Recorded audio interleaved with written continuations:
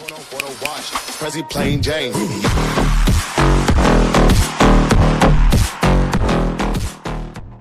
হে diamonds, আসসালামু আলাইকুম। ভালো আছো নিশ্চয়ই? কিন্তু আমি ভীষণ রকম প্যারার মধ্যে আছি, বুঝলা তো?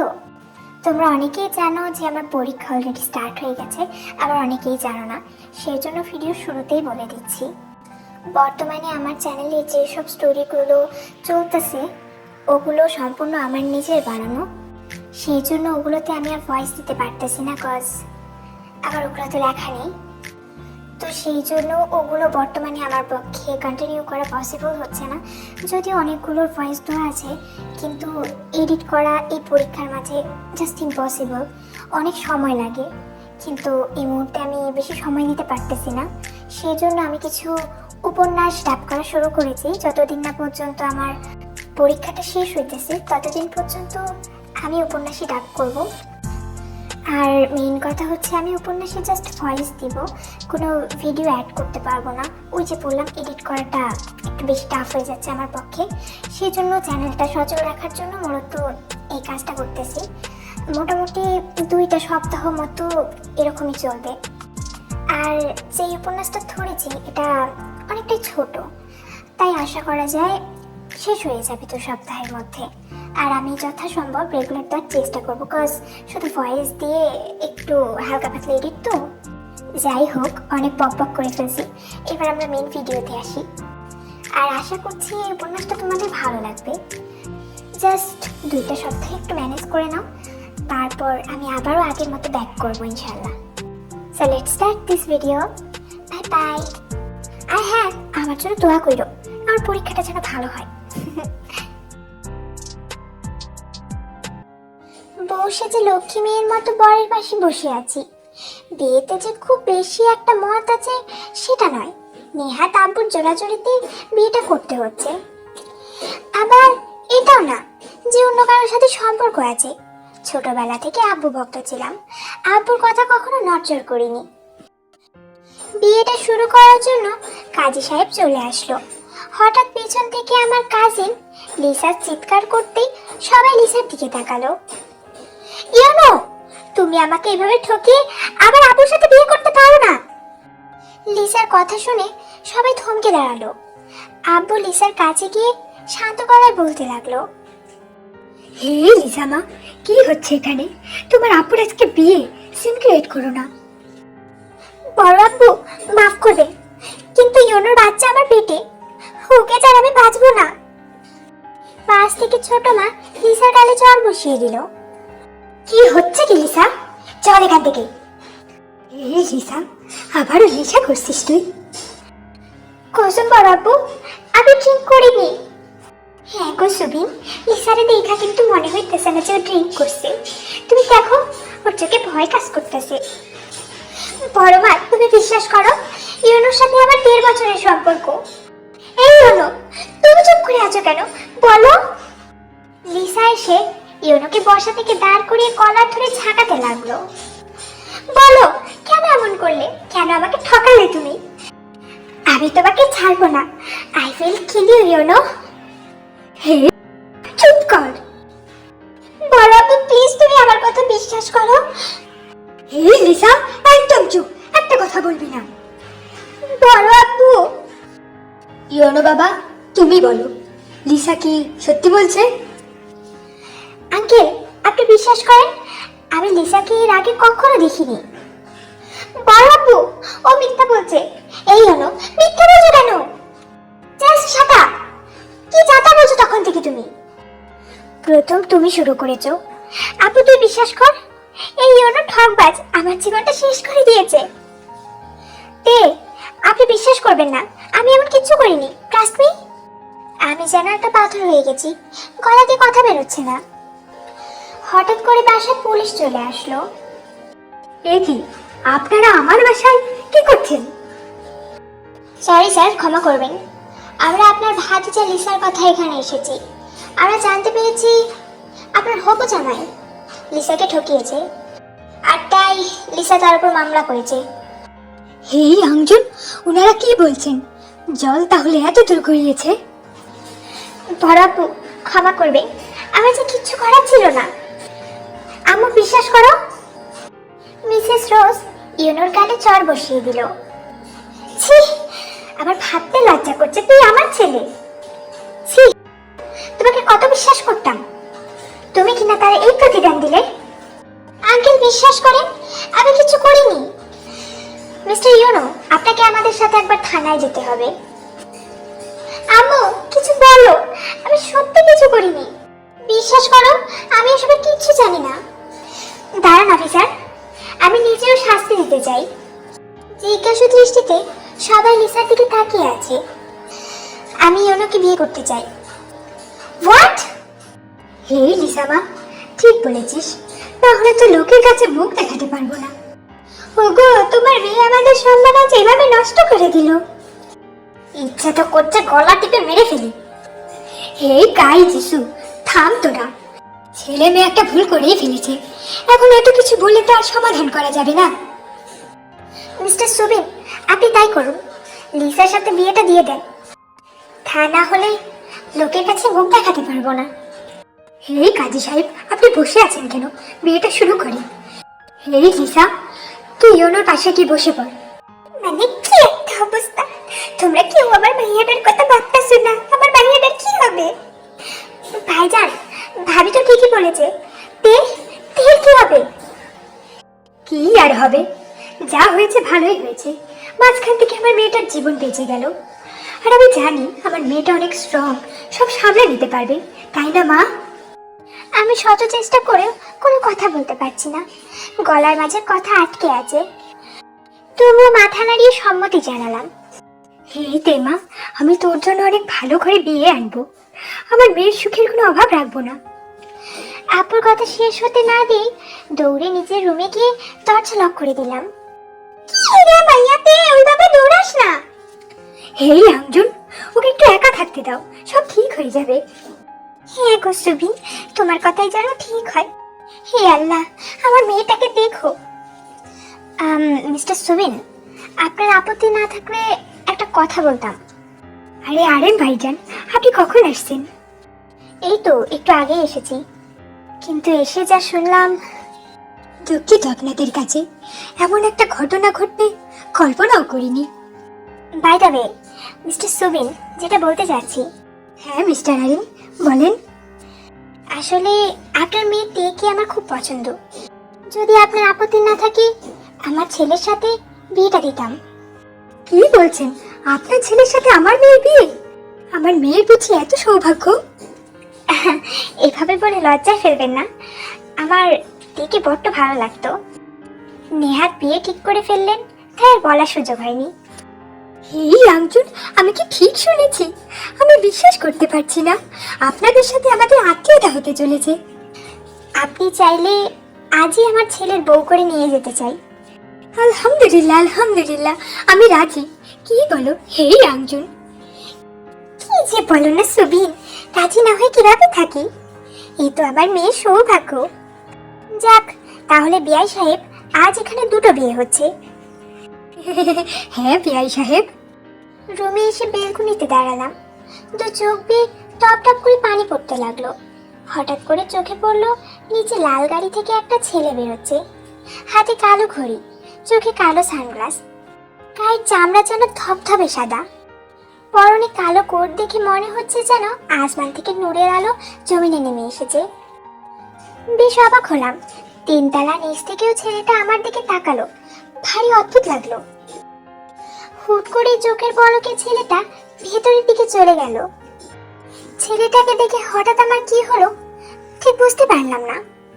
বুকের ভেতরে হৃদস্পন্দনটা ধুকপুক ধুকপুক করছে। কেন এমন হচ্ছে আমার? কে এই মানুষটা, যার জন্য আমার এমন ফিলিংস হচ্ছে? মাথায় হাত দিয়ে সোফায় বসতে হঠাৎ কেউ দরজা নক করলো। হ্যাঁ রে মা, দরজাটা খোল। আম্মু, দয়া করে আমাকে একটু একা থাকতে দাও। হ্যাঁ রে দরজাটা খোল মা, তোর লাগে কথা আছে। আম্মুকে কিছু বলতেই যাব, তখনই আব্বু হাজির। হে তে আম্মা যান, দরজাটা খোল। আপু প্লিজ। হে দেমা, খুলতে বলছি, দরজাটা খোল। আপুর কথা এক প্রকার বাধ্য হয়ে দরজাটা খুলতে হলো। দরজাটা খুলে দিতে আব্বু আমার হাত ধরে হাঁটা শুরু করলো। আম্মু, কোথায় নিয়ে যাচ্ছ আমাকে? আম্মু, কি হয়েছে? তোমরা কিছু বলবে তো আমাকে। কেউ আমার প্রশ্নের কোনো উত্তর দিল না, সোজা নিচে নিয়ে আসলো। আব্বু, এই তেমা, তোমার আরিম আঙ্কেল তার ছেলের বউ হিসেবে তোমাকে নিতে চায়। কি? হ্যাঁ রে মা, কেন? তোর কি কোনো আপত্তি আছে?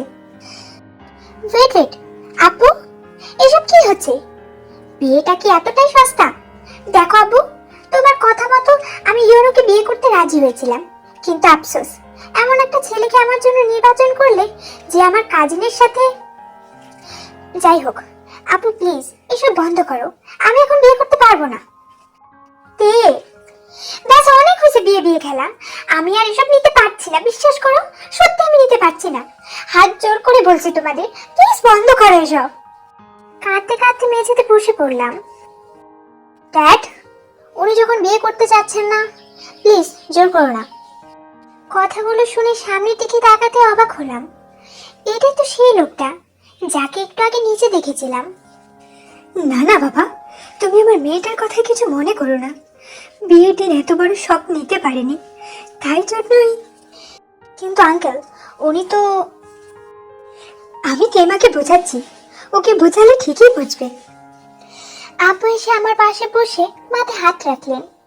এই তেমা, সরি, আমি বুঝতে পারিনি ইউনো এমন হবে। অনেক বড় ভুল করে ফেলেছি, তাই ক্ষমা চাচ্ছি তোর কাছে। ছি ছি আপু, এসব কি করছো? তুমি তো জেনে শুনে কোনো ভুল করনি, তাই না? হ্যাঁ রে মা, কিন্তু অনেক বড় মিস্টেক হয়ে গেছে। কিন্তু বিশ্বাস কর, এই ছেলেটা সত্যি অনেক ভালো।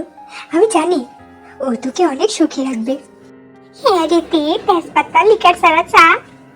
তোর আব্বা ঠিক কইছে, বিয়াটা করতে রাজি হয়ে যা মা। আপু আমার কথা শুনে লোকটার দিকে একবার আর চোখে তাকালাম। উনার মুখশ্রীতে কি যেন একটা আছে যা আমাকে বারবার আকর্ষিত করে। এই তে আম্মা জান, সময় পার হয়ে যাচ্ছে, কি হলো কিছু তো বল। আম্মুর দিকে তাকাতে আম্মু ইশারা করে জানায় আমি যেন বিয়েতে রাজি হয়ে যাই। ঠিক আছে, আমি রাজি। আলহামদুলিল্লাহ। এই তো আমার লক্ষ্মী মেয়ে। আম্মু আমাকে জড়িয়ে ধরে কপালে চুমু এঁটে দেন। তাহলে বিআই সাহেব, বিয়েটা শুরু করা যাক। হ্যাঁ হ্যাঁ বিআই সাহেব, বাবা এদিকে এসো। চারপাশে খুশিতে বাজে পড়ছে। কিছুক্ষণের মাঝে বিয়েটা সম্পূর্ণ হলো। গাড়িতে দুজন পাশাপাশি বসে আছি। বারবার লোকটার দিকে আমি আর চোখে তাকাচ্ছি। কি অদ্ভুত মানুষ, এতক্ষণ হয়ে গেল একটু রেসপন্স নেই। একটু পর গাড়িটা পার্ক করতে লোকটা বলল, নেমে পড়ো, চলে আসছি। জি আচ্ছা। গাড়ি থেকে নেমে অবাক হয়ে সামনের দিকে তাকালাম। এটা বাড়ি নাকি রাজপ্রাসাদ? হঠাৎই লোকটা আমার হাত ধরে সামনের দিকে হাঁটা দিল। আমি বেশ অবাক হয়ে লোকটার দিকে তাকালাম। ভেতরে ঢুকতে একটা বয়স্ক মহিলা এসে সামনে দাঁড়ালো। তেমা, উনি তোমার শাশুড়ি মা, সালাম করো। শাশুড়ি মাকে সালাম করতে গালে হাত দিয়ে মুচকে হাসলেন তিনি। ভারী মিষ্টি মেয়ে তুমি। হ্যাঁ গজিন, একদম লক্ষ্মী মেয়ে। হঠাৎই একটা মেয়ে দৌড়ে এসে বলতে লাগলো, কই দেখি আমার ভাবি কোথায়? এই তোমরা একটু সরো তো। ওয়াও, নতুন ভাবি, তুমি তো মাশাআল্লাহ। হ্যাঁ মাশাআল্লাহ তো হবেই, দেখতে হবে না বৌমাটা কার। এসব ড্রামা যদি তোমাদের তাড়াতাড়ি শেষ হতো তাহলে একটু ভেতরে যেতাম। ও সরি সরি, আয় ভেতরে আয়। বৌমা, তুমিও ভেতরে এসো। তখন এই লোকটা আমার হাতটা ছেড়ে দিয়ে হন হন করে উপরে চলে গেল। তেমা, কিছু মনে করো না, ছেলেটা আমার ওরকমই, একটু বদমেজাজি। কি? না মানে, উফ, নতুন ভাবি, এসব ছাড়ো, এবার ভেতরে এসো। কিন্তু জিমিন আমাকে নিয়ে ভেতরে ঢুকতেই একটা ইয়াং মেয়ে আমার সামনে পড়লো। মেয়েটা অদ্ভুতভাবে আমার দিকে তাকিয়েছিল, তারপর পাশ কাটিয়ে চলে যেতে শাশুড়ি মা বলে উঠলো, আয়ু দাঁড়া। বলো। বাসায় নতুন বউ আসছে, আর তুই কথা না বলে পাশ কাটিয়ে চলে যাচ্ছিস। উপস, সরি আম্মু। হঠাৎ করে মেয়েটা এসে জড়িয়ে ধরলো। সরি ভাবি, I am really sorry. It's okay. এবার শান্তি হয়েছে তোমাদের? যত সব ড্রামা। আয়ু। মেয়েটা গিয়ে সোফায় বসে কানে হেডফোন লাগিয়ে দিল। কি অদ্ভুত লোক এখানে! হে খোদা, আমি কোথায় এসে পড়লাম? রাত প্রায় 12টা বাজে। জিমিন আমায় একটা রুমে নিয়ে আসলো। ভাবি, এটা ভাইয়ার রুম, ভেতরে এসো। রুমটার চারদিকে চোখ বুলিয়ে বুলিয়ে দেখছি। বাহ, রুমটা কত গোছানো, একদম ছকছকে। রুমে ঢুকতেই লোকটা ওয়াশরুম থেকে বের হলো। ভাইয়া, এই নাও, তোমার বউকে দিয়ে গেলাম, এবার বাকিটা তুমি সামলাও। শুভরাত্রি ভাবি। শুভরাত্রি। জিমিন রুম থেকে চলে গেল। হাত পা কেন জানি ঠান্ডা হয়ে আসছে। যান, ফ্রেশ হয়ে নিন। হ্যাঁ, ঠিক আছে। লোকটা বেলকনিতে চলে গেল আর আমি ওয়াশরুমে চলে গেলাম। ফ্রেশ হয়ে এসে আয়নার সামনে দাঁড়ালাম। হঠাৎ লোকটার কথা শুনে পেছনে তাকিয়ে বেশ চমকে উঠলাম। কি বললেন? মঞ্জু নাকি? কি বললেন? মঞ্জু নাকি? তখনই লোকটা কথা বলে সোজা গিয়ে বিছানায় বসে পড়ল। আমি গিয়ে লোকটার সামনে দাঁড়ালাম। আপনি হঠাৎ এই নাম কেন বললেন? কোন নাম? এই যে একটু আগে বললেন। কই, আমি তো কিছু বলিনি। আর বললে কি আপনার কোনো প্রবলেম? প্রবলেম কেন হবে? তাহলে নামটা শুনে এমন করতেছেন কেন? কই, কেমন করেছি? বাট আমার কেন জানি না বারবার মনে হচ্ছে এই নামটা কোথাও শুনেছি। তাই, কোথায় শুনেছেন শুনি? আরে বাবা, মনে পড়ছে না তো। বাই দ্য ওয়ে, মনে পড়লে আপনাকে কেন বলবো? না বললেও বুঝেছি। কি বুঝলেন শুনি?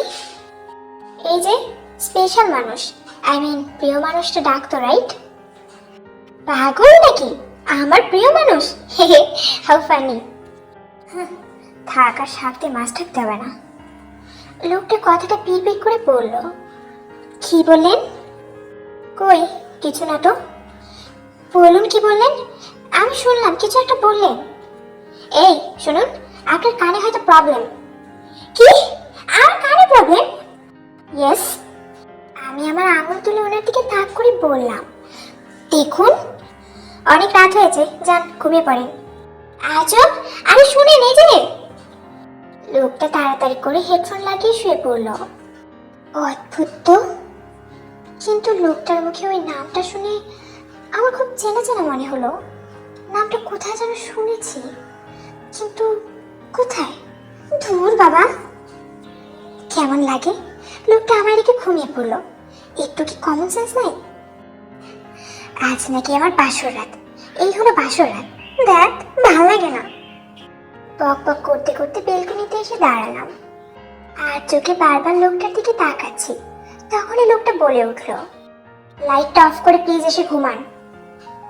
দাঁতে দাঁত চেপে বললাম, যাচ্ছি। বেলকনি থেকে রুমে এসে লাইটটা অফ করে ডিম লাইট জ্বালিয়ে দিলাম। তারপর লোকটার পাশে এসে শুয়ে পড়লাম। ডিম লাইটের আলোয় লোকটাকে যেন আরো আলোকিত করে দিয়েছে। হা করে লোকটাকেই দেখছি। ওনাকে দেখতে দেখতে জানি না কখন ঘুমিয়ে গেছি। ভোরের আলো এসে চোখে পড়তে ঘুম ভেঙে গেল। ঘড়ির দিকে তাকিয়ে দেখি 9টা বাজে। উফ, 9টা বেজে গেল। লোকটা একবার ডাকলো না। ছি ছি, সবাই কি ভাববে? বিছানা ছেড়ে তাড়াতাড়ি করে ওয়াশরুমে ঢুকে জোরে চিৎকার করে উঠলাম, হ্যাঁ, আমি কিছু দেখিনি বলে চোখে হাত চেপে ধরলাম। ননসেন্স, কমন সেন্স নেই, হুট করে ঢুকে পড়েন। আরে কি জানতো আপনি দরজা লক না করে শাওয়ার নিচ্ছেন? আমার ওয়াশরুম, আমি লক করব না কি করব সেটা আপনি ঠিক করবেন। দেখুন, চোখে থেকে হাত সরিয়ে লোকটার দিকে আঙুল তুলে আবার চিৎকার করে উঠলাম, আপনি এখন এভাবে আছেন? জি। এই, আপনি বের হবেন এখান থেকে। সরি যাচ্ছি। হায় আল্লাহ, এ কেমন মেয়ে, লজ্জা শরম নাই। তাড়াতাড়ি করে ওয়াশরুম থেকে বের হয়ে বুকে হাত দিয়ে দীর্ঘশ্বাস নিলাম। তখনই বাহির থেকে জিমিন ডাকতে লাগলো, ভাবি, ও ভাবি, যাই। তাড়াতাড়ি করে গিয়ে দরজা খুলে দিতে জিমিন হা করে আমার দিকে তাকিয়ে আছে। কি হলো? ভ্রু কুচকে জিমিনের দিকে তাকিয়ে রইলাম আমি। না, কিছু না, তুমি তাড়াতাড়ি ফ্রেশ হয়ে নিচে আসো, সবাই ওয়েট করছে। এই শোনো, দাঁড়াও। যাক বাবা, কি হলো হঠাৎ? জিমিন এক দৌড়ে চলে গেল। আমি গিয়ে বিছানায় বসে পা দুলাচ্ছি আর ভাবছি। হঠাৎ ডান পাশে চোখ পড়তেই বসা থেকে উঠে দাঁড়ালাম, দৌড়ে আয়নার সামনে চলে গেলাম। আয়নার সামনে দাঁড়িয়ে মুখের দিকে হা করে তাকিয়ে আছি। এসব কি? ও শিট! এই জন্য জিমিন, ও মাই গড! তখনই লোকটা ওয়াশরুম থেকে বাইরে বের হলো। উনি বের হতে ওনার সামনে গিয়ে দাঁড়িয়ে পড়লাম। এভাবে কি দেখছেন? আমার মুখের দিকে আঙুল দিয়ে ইশারা করে ওনাকে বললাম, এগুলো কি? I don't know. মানে কি? তাহলে আবার কাজল ল্যাপটানো কেন? ঠোঁটের লিপস্টিকটা পুরো কালো মেখে আছে। এই দেখুন, গলায় এসব কি? আপনি তো বলেছিলেন আপনার নাকি আজ বাসর রাত, সো এসব সিম্পল, তাই নয় কি? লোকটা মাথা মুছতে মুছতে বেলকনিতে গিয়ে দাঁড়ালো। আমি ওনার পিছন পিছন হাঁটা দিলাম। মানে কি? আপনার তো কানে হেডফোন ছিল। তাহলে? কিন্তু ফোন তো টেবিলে ছিল, কানের সাথে চোখও গেছে নাকি? কি? হে খোদা! এসব ছাড়েন, এবার গিয়ে ফ্রেশ হয়ে নিন। আপনি আপনি খুব খারাপ লোক।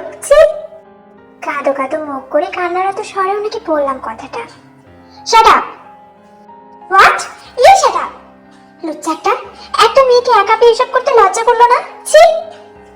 এই নাক মুখ কুচকে মনে মনে গালি দিতে দিতে ওয়াশরুমে চলে গেলাম। একটু পর ফ্রেশ হয়ে রুমে এসে শাড়ি পরে রেডি হয়ে তাড়াতাড়ি করে রুম থেকে বের হতে লোকটার সাথে ধাক্কা খেলাম। চোখ নেই নাকি? আমার তো চোখ নাই, এই যে দেখছেন না আমি অন্ধ। আমার দু হাত সামনের দিকে বাড়িয়ে দিয়ে অন্ধ মানুষের মতোই করতে লাগলাম। আপনাকে যেমন শান্তশিষ্ট মনে হয়, আপনি একদম সেটা নন, একদম ফাজিল। কি? আমি ফাজিল? একদম। আপনাকে তো এই দাঁড়ান, আমায় পরে দেখে নেবেন, আগে তো নিচে যান। নতুন বউ বলে কথা। ইউ! রুম থেকে বের হতে নিলেই লোকটা হাত টেনে ধরলো। আরে কি হলো? 2 মিনিট ওয়েট। তখনই লোকটা ফোন বের করে কি যেন একটা খুঁজতে লাগলো। এটা দেখুন একটু। এটা কি? আরে দেখুন না। ঠিক আছে। কপালটা ভাঁজ করে ফোনটা হাতে নিয়ে ভিডিওটা অন করতে অবাক হয়ে লোকটার দিকে তাকালাম। আমি হাঁ করে ফোন স্ক্রিনের দিকে তাকিয়ে আছি। এটা কি? আমি জানতাম আপনি সকালে উঠে দোষটা আমাকেই দেবেন, তাই ভিডিওটা করতে বাধ্য হয়েছি। তাই বলে আপনি ভিডিও করবেন? না করলে তো আপনি এবার আমায় খারাপ ভাবতেন। তবে যাই বলেন না কেন, ভিডিওটা কিন্তু জোস, একদম বাচ্চাদের মতো লাগছে। কোমরে হাত দিয়ে দাঁতে দাঁত চেপে পায়চারি করতে লাগলাম। আরে সম্পূর্ণ ভিডিওটাতে দেখেন, কত কিউট লাগছে, একদম গুলো গুলো। শয়তান লোক, আপনার ভিডিও আপনিই দেখেন। আরে শুনুন, ভিডিওটা ভাইরাল হলে কিন্তু মন্দ হবে না, কি বলেন? শয়তান একটা, পেটে এত শয়তানি বুদ্ধি আগে জানতাম না তো, রাক্ষস কথাকার। বক বক করতে করতে নিচে আসতে কাজের বুয়ার সাথে ধাক্কা খেলাম। ক্ষমা করেন বৌমনি, বুঝতে পারিনি। না না, ক্ষমা চাইতে হবে না, ইটস ওকে। বৌমনি, আপনাকে ডাকতেই যাচ্ছিলাম, নিচে সবাই ওয়েট করছে। ঠিক আছে, এসো। আচ্ছা চলেন। নিচে নামতেই শাশুড়ি মা এসে দাঁড়ালো সামনে। এত দেরি? সরি আন্টি, আসলে থাকলে একটা। ঠিক আছে, রাগ করিনি। বাট আন্টি কেন বললে? ইয়ে মানে, সরি মা। থাকলে এবার ঠিক হয়েছে। ভাবি, কেমন কাটলো? কি কেমন কাটলো? ওই যে বাসর। জিমিন আলতো করে আমার কাঁধে একটা কথা দিল। এই জিমিন, একদম দুষ্টুমি না। ভাবি, বাট আমি দেখে ফেলেছি। কি দেখেছো? তোমাদের এনজয়ের চিহ্ন বা ফল, যেটাই বলো। পাগল নাকি? কোনো এনজয় হয়নি। তোমার ভাই তো একটা বাজে লোক। জানি জানি, বলতে লজ্জা পাচ্ছ। সিরিয়াসলি? আসল কথা হলো, আমি ঘুমালে বারবার হাত পা ছেটাছেটি করি, নাক মুখ ঘষাঘষি করি, আর এটা আমার ছোটবেলার অভ্যাস। কিন্তু আমি বুঝতে পেরেছিলাম নাকি এই অভ্যাসটা ওনার সামনে পড়বে। আর দেখো, তোমার ভাই কত বড় শয়তান, সে ভিডিও করে রেখে দিয়েছে, শয়তান একটা। সত্যি?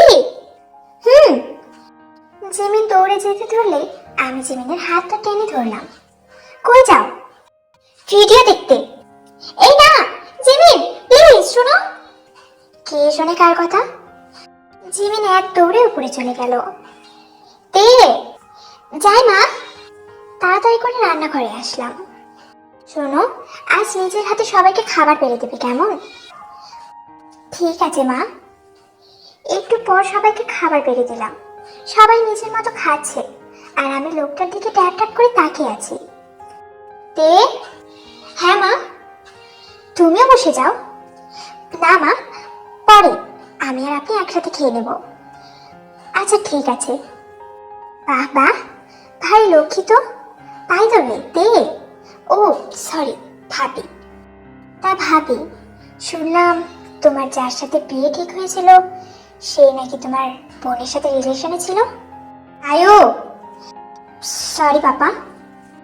কবে বুদ্ধি হবে তোমার? কোথায় কি বলতে হয় সেটাও দেখি জানো না। সরি বললাম তো বাবা, নেক্সট টাইম যেন এসব না শুনি। ও তোমার বড় ভাবি হয়, সম্মান না করতে পারলে অসম্মান করবে না, আর তা না হলে খুব খারাপ হয়ে যাবে, মাইন্ড ইট। থাক না বাবা, বাদ দেন, বয়স কম, বড় হলে ঠিক বুঝবে। ও হ্যালো, তোমাকে জ্ঞান দিতে হবে না। আরে সম্পর্কে আমি তোমার বড় ভাবি হই, তাই একটু তো জ্ঞান দিতেই হবে, মাই ডিয়ার ননদিনী। এই তো জিয়া চৌধুরী বাড়ির বইয়ের মতো কথা, একদিনেই এত পাকামো শুরু বাবা। আয়ু খাবার ছেড়ে উঠে যেতে ধরলে হাত টেনে ধরলাম। খাবারটা শেষ করো আগে। হোয়াট? বসো। বসছি। চুপচাপ খেয়ে নাও। সবাই খেয়ে উঠে চলে গেল। এইভাবে সবাইকে একসাথে বেঁধে রাখবি। চেষ্টা করবো মা। জানি তো তুই পারবি। মা আমার গালে হাত দিয়ে আদর করে দিলেন। দোয়া করবেন মা। আমার দোয়া তোর সাথে সবসময় আছে। সন্ধ্যার দিকে রুমে বসে আছি, জিমিন সাজিয়ে দিচ্ছে। জিমিন একটু তাড়াতাড়ি করো, সবাই চলে আসবে। আমার জেল হয়ে যাবে, বেশি সময় লাগবে না। তাড়াতাড়ি। মা চলে যেতে জিমিনের ফোনটা বেজে উঠলো। 2 মিনিট প্লিজ, একটু আসছি। মাথা নাড়িয়ে সম্মতি জানালাম। যাও। জিমিন চলে গেল। আমি দাঁড়িয়ে মাথা খোপাটা আটকাতে লাগলাম। উফ, হচ্ছে না কেন দ্যাট। হঠাৎ তখনই লোকটা রুমে আসলো। আমি গিয়ে লোকটা সামনে দাঁড়ালাম। কি হয়েছে? একটু লাগিয়ে দেন না। কি? আমি লাগাবো খোপা?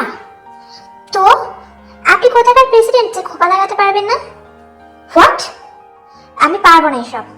হ্যাঁ, আপনি খুব আনরোম্যান্টিক। এক্সকিউজ মি ম্যাম, আমি আনরোম্যান্টিক? তা নয় তো কি? ওকে ফাইন, আমি আনরোম্যান্টিক। হ্যাপি?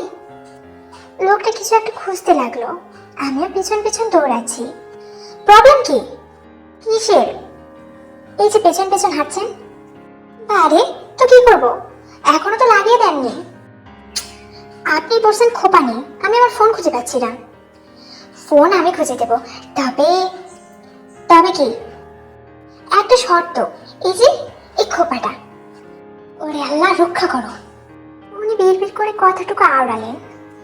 দেন না প্লিজ প্লিজ। দিচ্ছি, চুপ করে দাঁড়ান। সত্যি? Thank you. লক্ষ্মী মেয়ের মতো দাঁড়ালাম। লোকটা সুন্দর করে খোপা লাগিয়ে দিল। শেষ? ওনার হাত ধরে ওনাকে থ্যাংক ইউ বললাম। এটা কি হলো? জিভে কামড় দিয়ে ওনাকে বললাম সরি। হঠাৎই লোকটা ক্রমাগত আমার দিকে এগিয়ে আসতে লাগলো। গলায় হাত রাখতে আমি চোখ বন্ধ করে নিলাম। বক বক ভালোই করতে পারেন, গলার হাড়টা যে উল্টে ঝুলে আছে সেদিকে হুঁশ নাই। এই এটা কি হলো? কি হলো আবার? ধ্যাত, আমি ভাবলাম কিস করবেন, কিন্তু আপনি তো হার নিয়ে পড়লেন। ধ্যাত, আনরোম্যান্টিক একজন মানুষ, ভালো লাগে না। লোকটা আমার দিকে হা করে তাকিয়ে রইল। আমি কাঁদো কাঁদো মুখ বানিয়ে আয়নার সামনে দাঁড়ালাম। তখনই জিমিন রুমে আসলো। সরি ভাবি, লেট হয়ে গেল। It's okay. ভাইয়া তুমি এখানে? এমনি। লোকটা গিয়ে সোফায় বসে ফোন টিপতে লাগলো। জিমিন আমার কানে ফিসফিস করে বলল, খোপাটা কে লাগালো? আমি ইশারা করে ওনার দিকে দেখিয়ে দিলাম। উনি। বাবা? হুম। একটু পর কাজের লোক এসে ডেকে গেল। নিচে সবাই চলে আসছে। ভাবি, এবার চলো। হুম, চলো। শাড়ির কুচিগুলো মুঠো করে হাঁটা দিতে লোকটা সামনে পড়লো। হা করে ওনার দিকে তাকিয়ে রইলাম। ভাবি, ওয়াও। ভাবি। জিমিন হাসতে হাসতে রুম থেকে চলে গেল। আমি হা করে তাকিয়ে আছি ওনার দিকে। উনি আমাকে হালকা ধাক্কা মেরে পাশ কাটিয়ে চলে যেতে ধরলে আমি পড়ে যেতে লাগলাম। তখনই লোকটা আমাকে ধরে ফেললো। এই, পাগল নাকি আপনি? সরি সরি, বুঝতে পারিনি। সাবধানে চলবেন তো। লজ্জা লাল হয়ে গেলাম। হুম। লোকটা রুমে ঢুকতে ডাক দিলাম। এই যে, শুনছেন? আবার কি? নিচে যাবেন না? যাব, আপনি যান। ঠিক আছে, তাই তবে। আবার কি? আমাদের তো বিয়ে হয়েছে, তাই না? কেন, সন্দেহ আছে নাকি? একদম না। আচ্ছা শুনেন, আমাদের তো বিয়ে হয়েছে, তার মানে আমরা তো কাপল, তাই না? হ্যাঁ, তো তো কি, আমি একা যাবো নাকি? হ্যাঁ, যাবেন। আরে ধুর, আমি একা যাব না, আপনি আমার সঙ্গে যাবেন, চলেন। আমি ওনার হাতটা শক্ত করে ধরে হাঁটা দিলাম। লোকটা আমার কাণ্ড দেখে হা করে আমার মুখের দিকে তাকিয়ে আছে।